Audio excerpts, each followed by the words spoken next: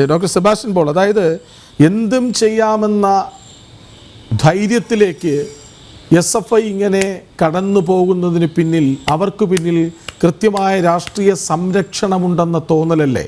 ആ രാഷ്ട്രീയ സംരക്ഷകൻ ജനങ്ങളുടെ ദാസനാകുന്നത് എങ്ങനെയാണ്?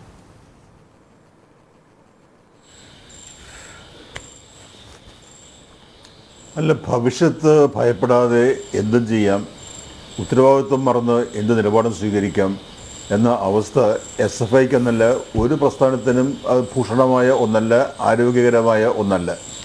ഇവിടെ ഈ കുട്ടികൾ അവർ പ്രായത്തിൻ്റെ അപക്വത കാണിക്കുന്നു എന്ന് പറയുമ്പോൾ ആ അപക്വതയെ സംരക്ഷിക്കുന്ന ഒരു സംവിധാനമുണ്ട്.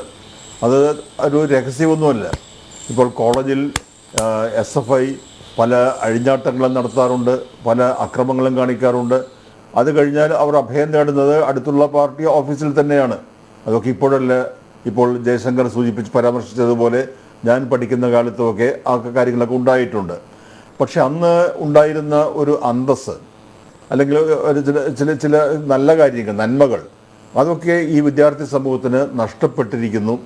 അതിന് പരിരക്ഷ നൽകുന്ന പാർട്ടിയാണ് നൽകുന്നതെങ്കിൽ, അല്ലെങ്കിൽ മുഖ്യമന്ത്രിയാണ് നൽകുന്നതെങ്കിൽ, അവിടെയാണ് ഞാൻ ആദ്യമേ സൂചിപ്പിച്ചത്, ആ കുട്ടികൾക്ക് നല്ല വഴി പറഞ്ഞു കൊടുക്കുന്നതിന്, നല്ല വാക്ക് പറഞ്ഞു കൊടുക്കുന്നതിന് ഉത്തരവാദിത്വം കൂടി പാർട്ടി ഏറ്റെടുക്കണം.